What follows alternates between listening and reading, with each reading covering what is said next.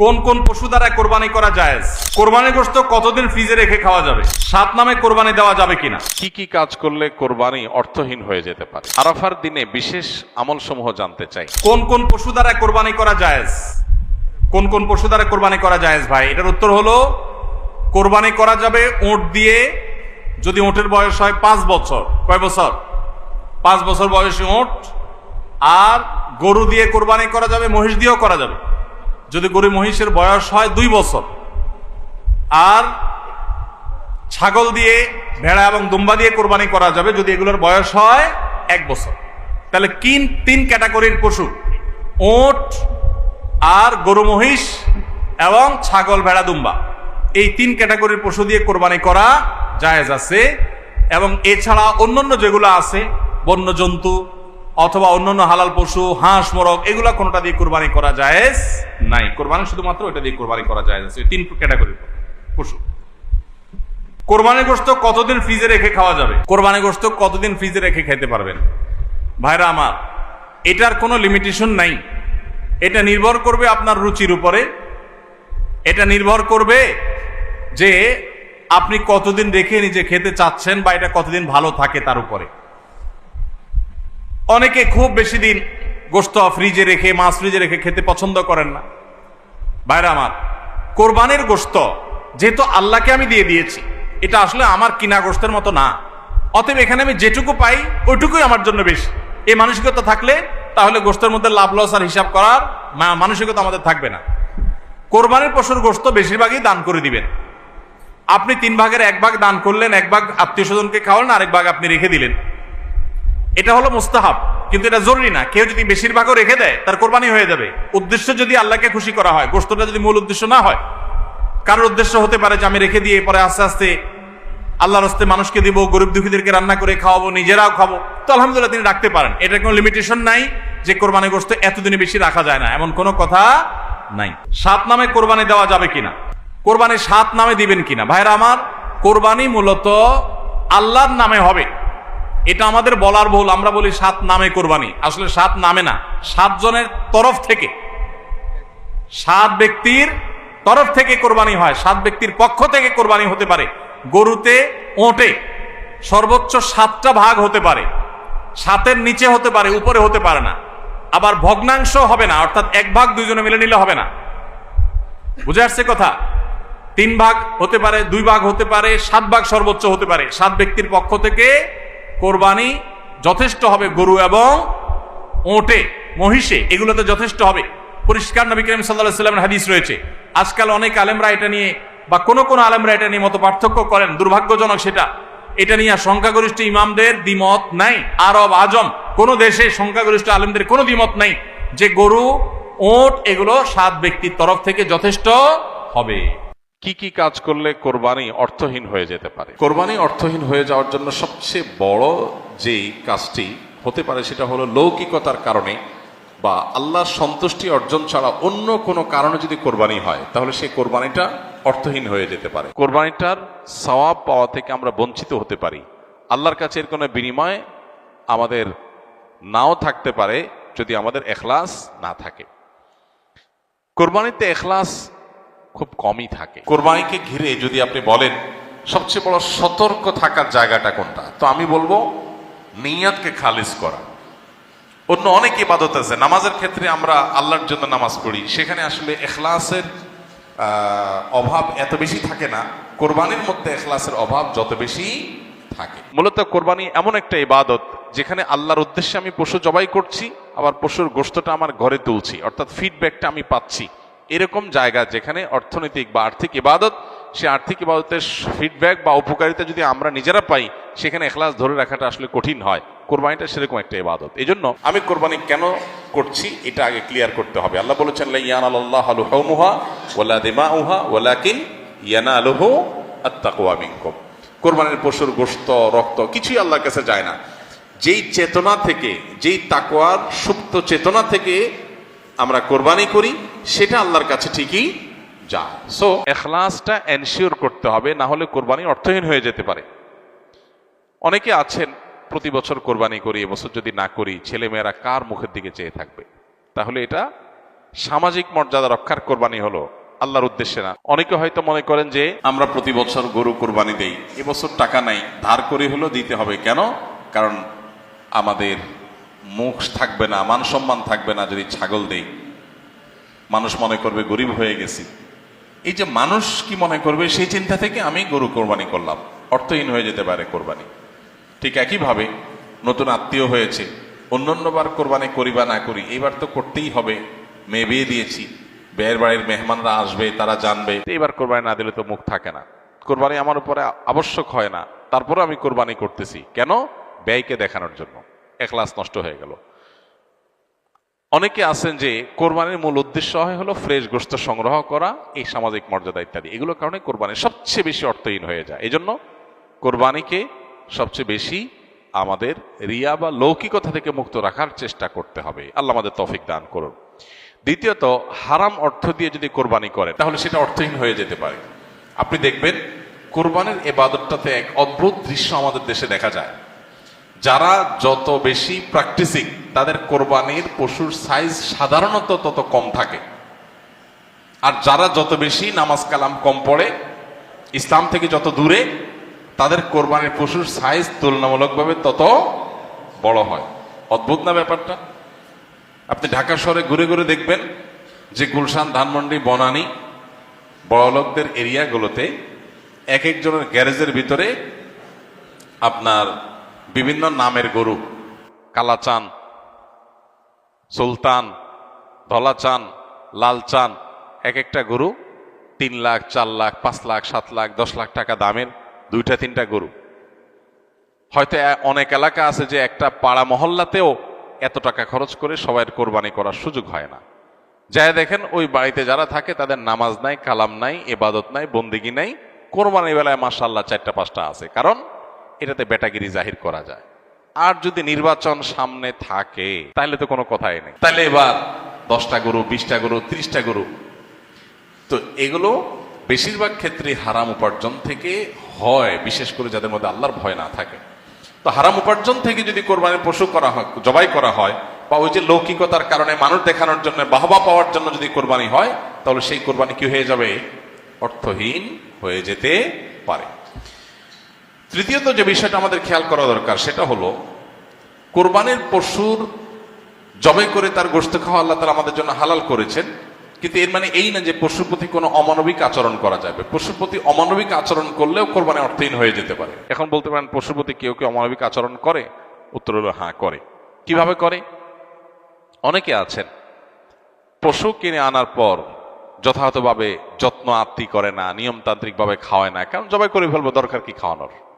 আপনি 1 সপ্তাহ আগে, 5 দিন আগে বাজার থেকে পশু কিনে আনছেন, এটা ঠিক মতো খাওয়াইলেন না, যেখানে তার কষ্ট হয়, মশা টশা আছে, যেখানে সেখানে তারে বেঁধে রাখলেন।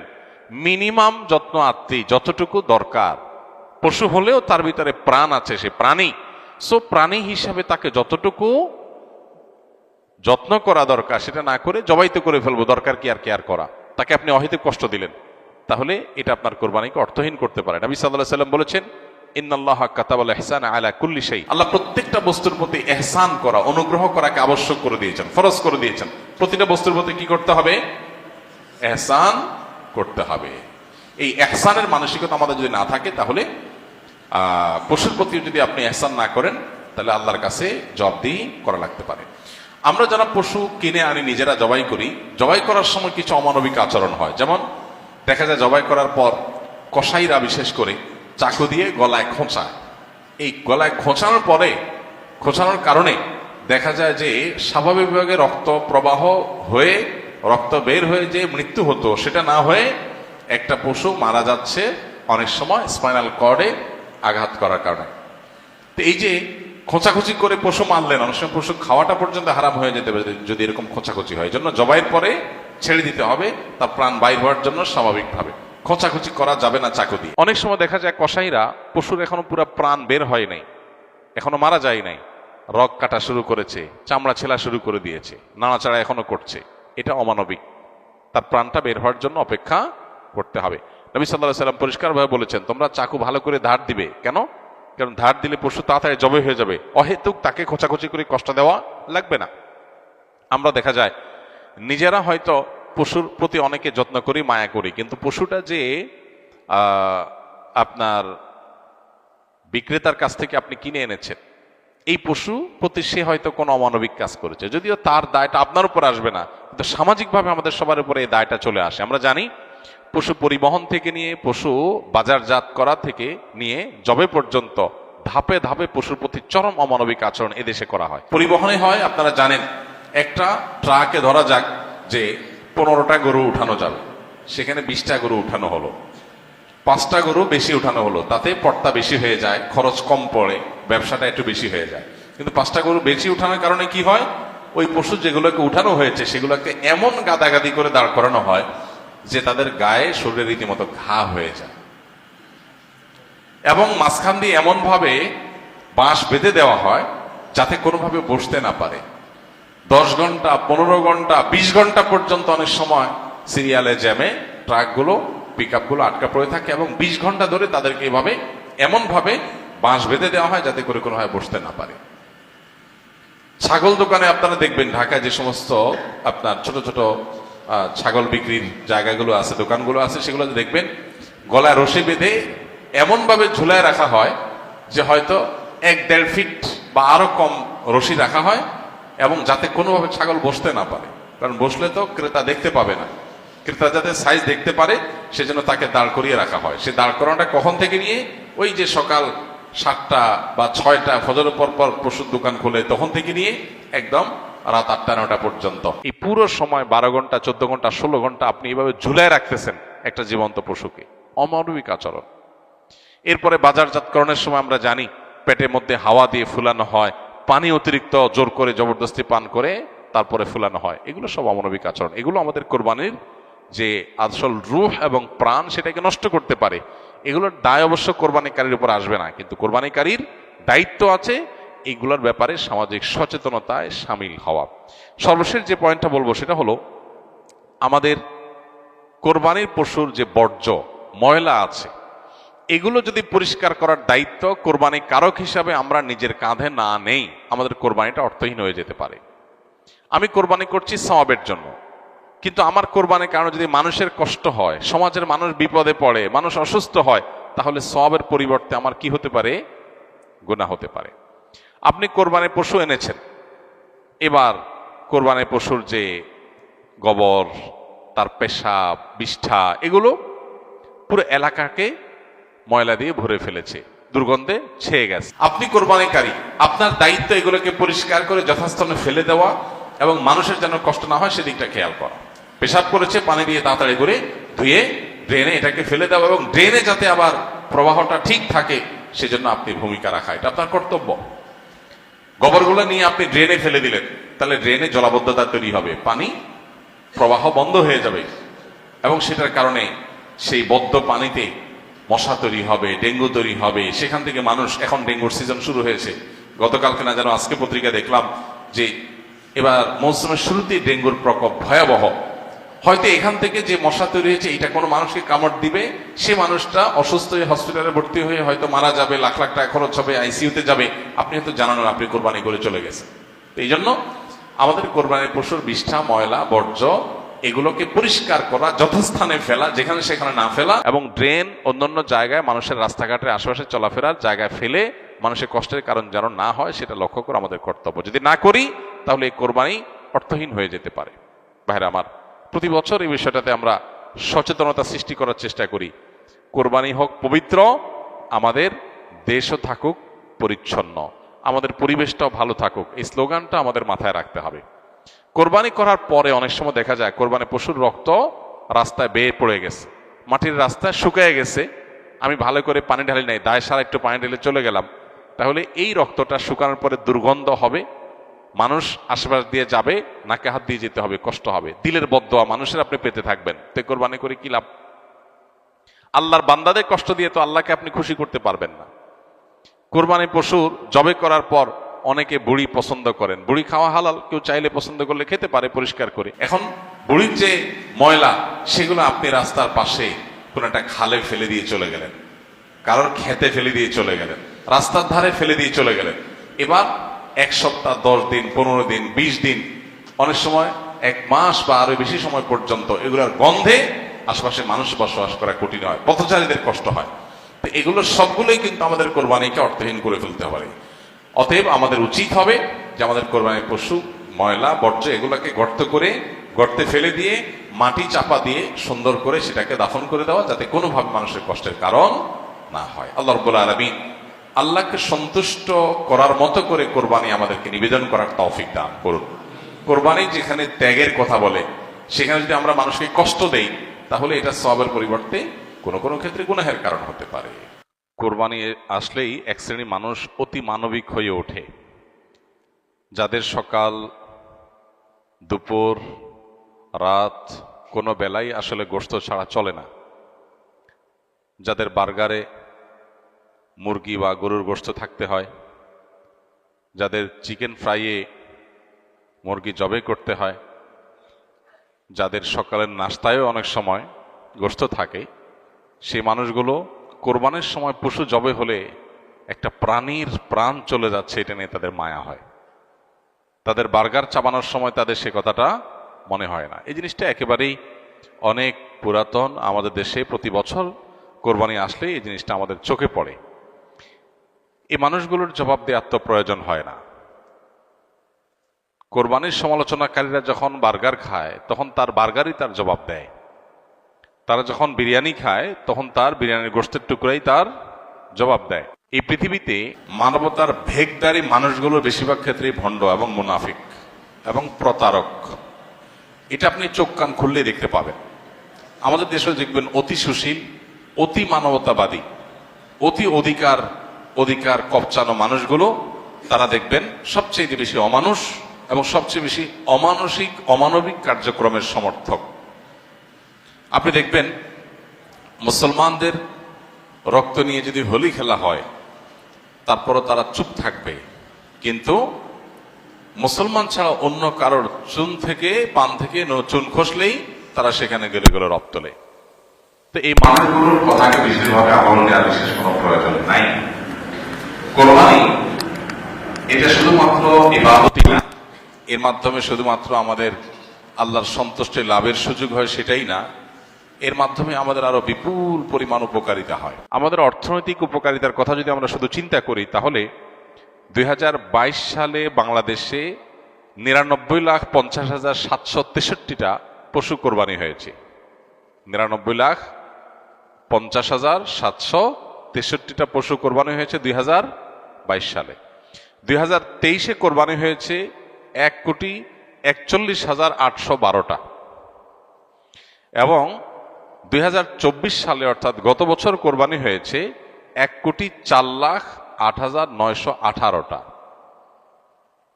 এই যে 1 কোটির অধিক পশু কোরবানির ঈদের দিন জবে হয় সারা দেশে, এই পশুগুলো একসময় আমরা ভারত থেকে অনেকটাই আমদানি করে তারপরে কোরবানি করতে হতো, বা কোরবানিটা অনেকটা ভারতের আমদানির উপর নির্ভর ছিল।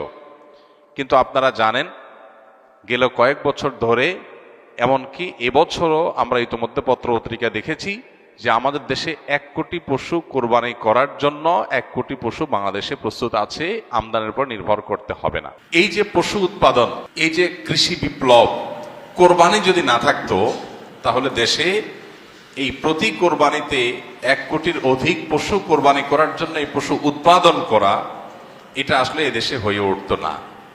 অতএব শুধুমাত্র এই একটা কারণে যারা ব্যক্তিগতভাবে হয়তো ইসলামকে দেখতে পারেন না বা নাস্তিক বা অন্য ধর্মের অনুসারী, তারা দেশের, আমাদের মতো গরিব দেশের অর্থনৈতিক উন্নতির প্রয়োজনে তারা কোরবানিকে সমর্থন না করার কোনো কারণ থাকতে পারে না। ডয়েচে ভেলের একটা রিপোর্ট কোরবানিকে ঘিরে তারা করেছিল বেশ আগে, সেখানে তারা দেখিয়েছিলেন যে কোরবানিকে ঘিরে, কোরবানির ঈদের এই মৌসুমকে ঘিরে বাংলাদেশে 1 লক্ষ কোটি টাকার লেনদেন হয়। কত টাকা? 1 লক্ষ কোটি টাকা। 1 লক্ষ কোটি টাকার লেনদেন হওয়া, এটা একটা দেশের অর্থনীতির জন্য, মাত্র কয়েকদিনের মধ্যে এই টাকার লেনদেন হওয়া একটা অর্থনীতির জন্য যে কত বিশাল একটা ব্যাপার, সেটা বলার অপেক্ষা রাখে না। এদেশের বহু মানুষ গ্রামে গঞ্জে তারা তাদের পুষ্টির যে যোগান, আমিষের যে যোগান সেটা তারা তাদের উপার্জন দিয়ে সবসময় করতে পারেন না।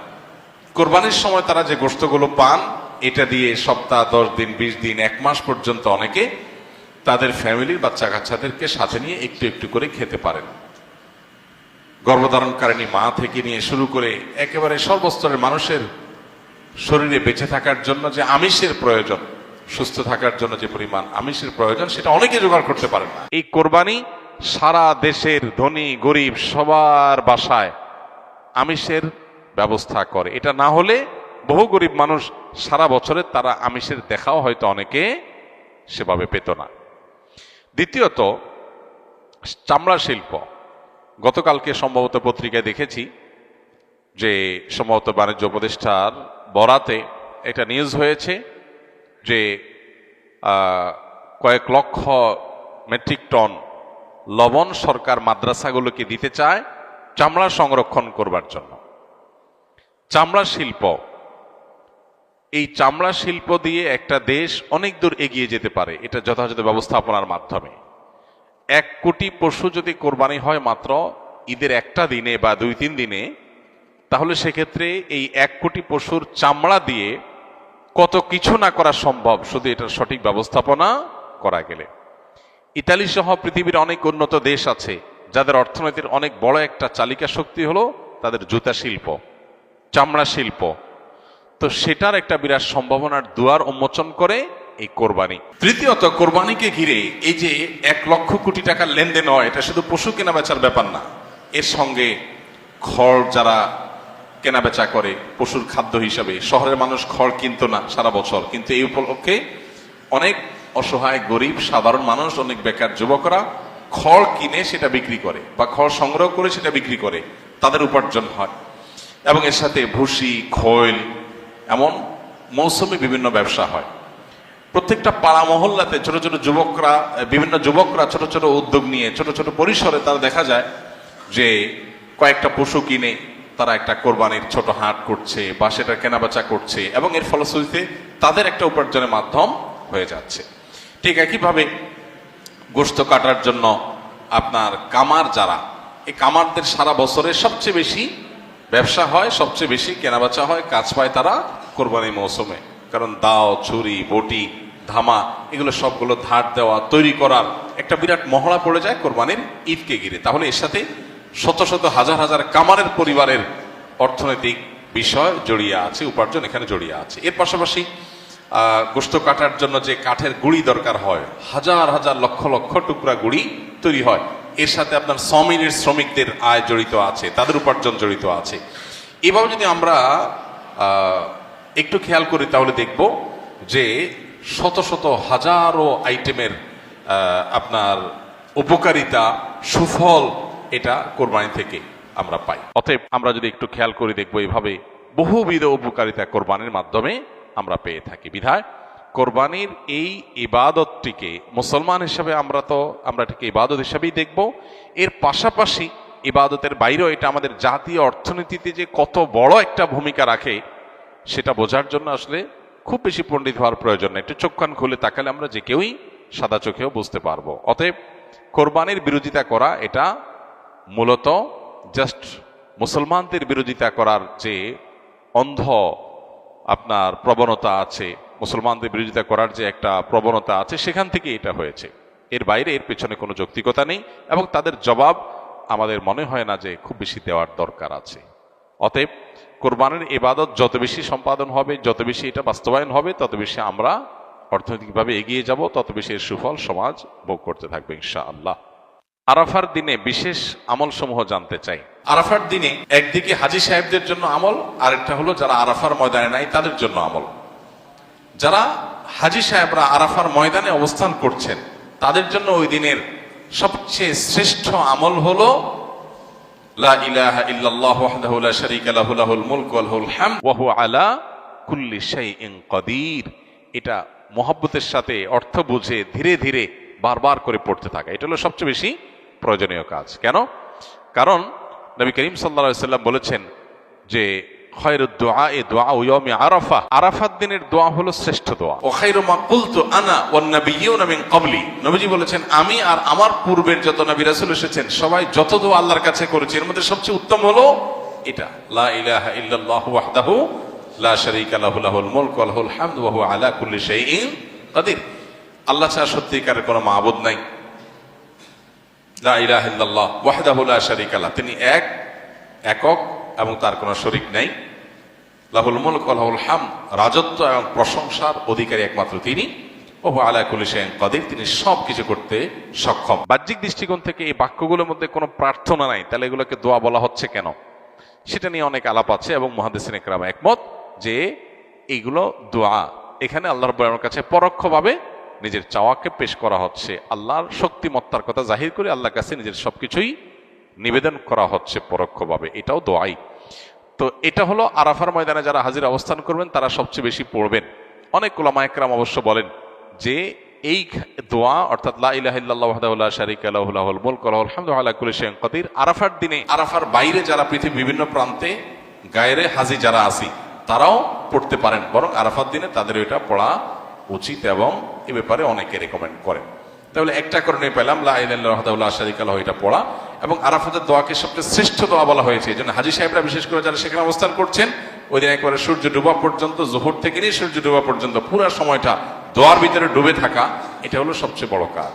আর যারা আরাফায় নাই, আরাফার বাইরে আছে, যারা হজে যাচ্ছেন না, তারা আরাফার দিনটাতে তারা রোজা রাখবেন। আরাফার দিনের রোজা নিয়ে আমাদের দেশে প্রতি বছরই গন্ডগোল বা মত পার্থক্য দেখা দেয়, কোন দিন রোজা রাখবো, এটা কি হাজিরা অবস্থান করছে ওই দিন নাকি আমি যে দেশে আছি সেই দেশে যখন জিলহজের ৯ তারিখ হবে। তো এটা নিয়ে উভয় পক্ষেই দলিল আছে, যুক্তি আছে, দুই মতেরই সপক্ষে আলেমদের বক্তব্য আছে। সেক্ষেত্রে তুলনামূলকভাবে আমি যে দেশে আছি সেই দেশে জিলহজের ৯ তারিখটা হলে সেটাকে আরাফার দিন হিসাবে, আরাফার দিন যদিও বাহ্যিকভাবে মনে হয় যে আরাফার ময়দানের সাথে সংশ্লিষ্ট, কিন্তু আসলে এই যে দিনগুলা ইয়াউমুত তারবিয়া, ইয়াউমে আরাফা, ইয়াউমুন নাহার, ইয়াউমুত তারবিয়া বলা হয় জিলহজের ৮ তারিখকে, ইয়াউমুল আরাফা বলা হয় জিলহজের ৯ তারিখকে, ইয়াউমুন নাহার বলা হয় জিলহজের ১০ তারিখকে। এখন এই নামগুলো যদিও হাজিদের হজের সাথে রিলেটেড, কিন্তু হজের বাইরে যারা আছে তাদের জন্য আপনার ফিকহের কিতাবগুলোতে বিভিন্ন দ্বীনি কিতাব পুস্তকে ইয়াউমে তারবিয়া, ইয়াউমুন নাহার বলা হয়েছে। এর মানে এটা না যে হাজিদের সাথে মিল করতে হবে, যে দেশে যেটা হবে সেটাই প্রযোজ্য হয়। তো সেই আলোকে ইয়াউমে আরাফা আপনি যেখানে অবস্থান করছেন সেখানকার ৯ তারিখ হিসাবে রোজা রাখতে পারেন। যদি আপনার কাছে বেশি মনে হয় যৌক্তিক যে না হাজিদের অবস্থানের সাথে মিল করে রাখাটা, যেহেতু নামের মধ্যেই ইয়াউমে আরাফা আছে, অতএব ওইটা আমি রাখবো, তো সেক্ষেত্রে আমি সেটাও করতে পারেন, কোনো অসুবিধা নেই।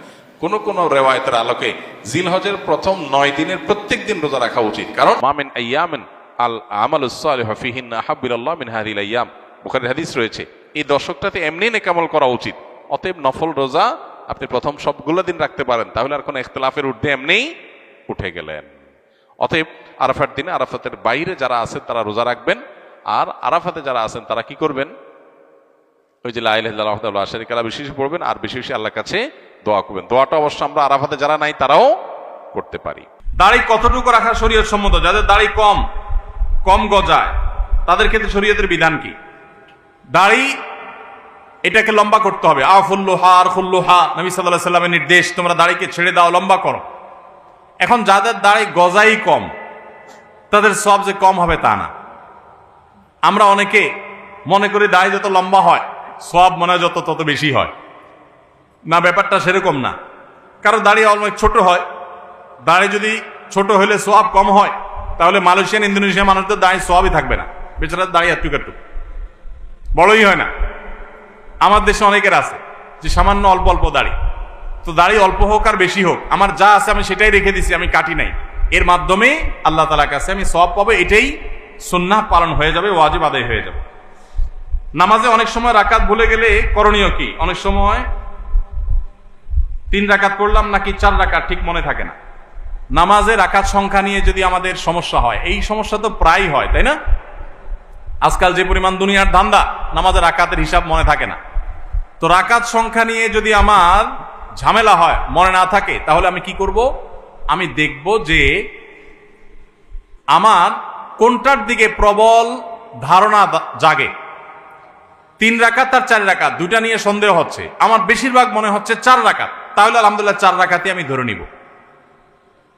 আর যদি বেশিরভাগ মনে হয় 3 রাকাত, তাহলে 3 রাকাতই আমি ধরে নিব। প্রবল ধারণা যেটা হবে সেটা আমি ধরে নিব এবং শেষে সিজদা সাও দিয়ে নিব। আর যদি আমার 3 এবং 4-এর মাঝখানে আমি দাঁড়ায় থাকি 50-50, 3-এর দিকেও মন আগায় না, 4-এর দিকেও মন আগায় না, 2-এর দিকেও মন আগায় না, আবার 3-এর দিকেও মন আগায় না, এরকম যদি হয় তাহলে কমটা ধরে নিব। পরিষ্কার হাদিসে নবী সাল্লাল্লাহু আলাইহি ওয়াসাল্লাম নির্দেশনা রয়েছে ব্যাপারে।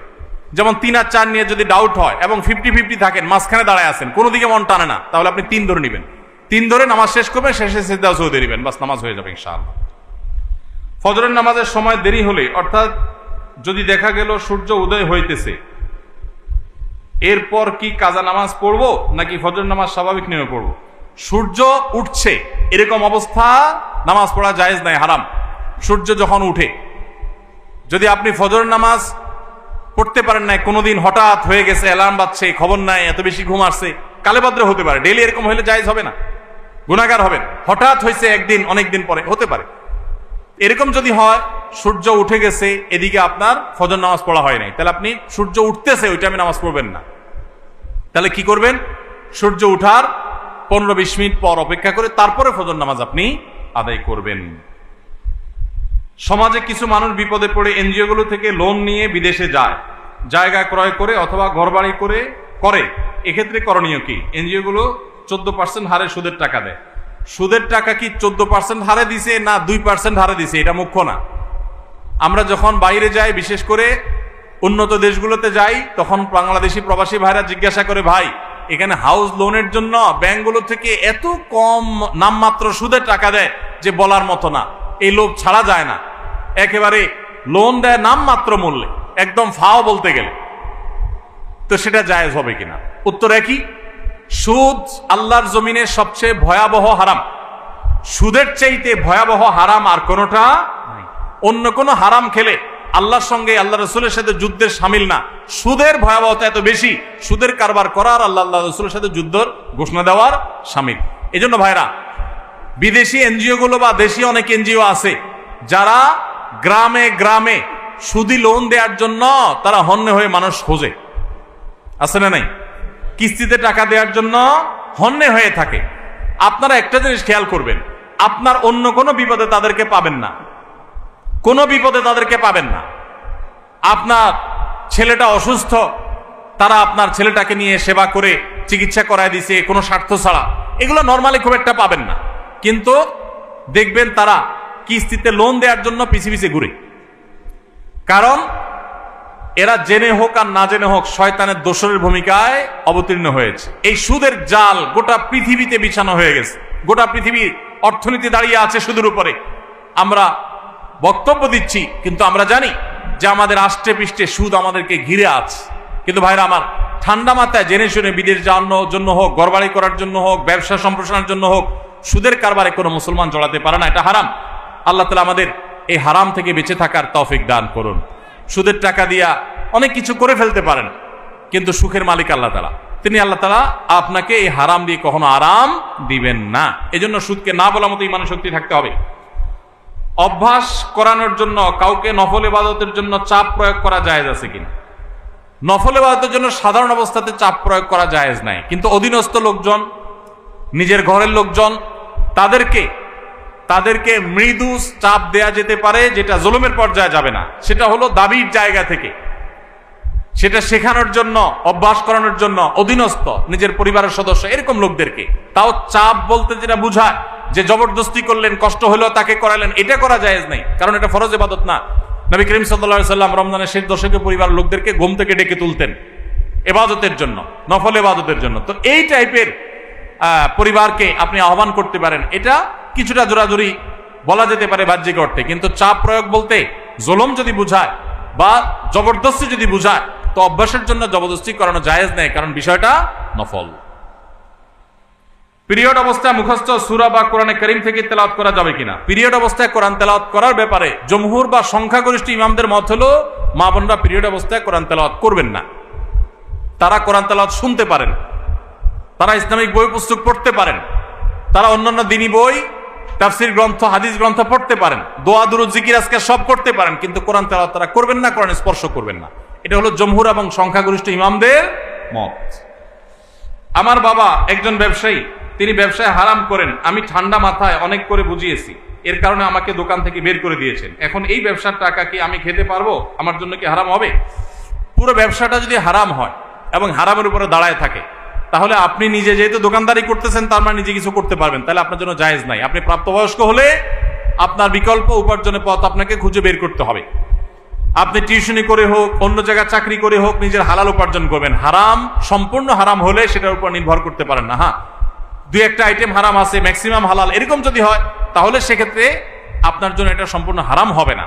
কিন্তু বাবাকে হারাম থেকে ফেরাতে পারছেন না, পরিপূর্ণ হারাম, তাহলে নিজে বিকল্প উপার্জনের পথ খুঁজে বের করবেন। কোনো কারণ ছাড়াই এই গ্রামের 3টি মসজিদে ঈদের জামাত অনুষ্ঠিত হয়, অথচ এই গ্রামে পূর্বে সবাই একত্রিত হয়ে ঈদগাহে সালাত আদায় করত।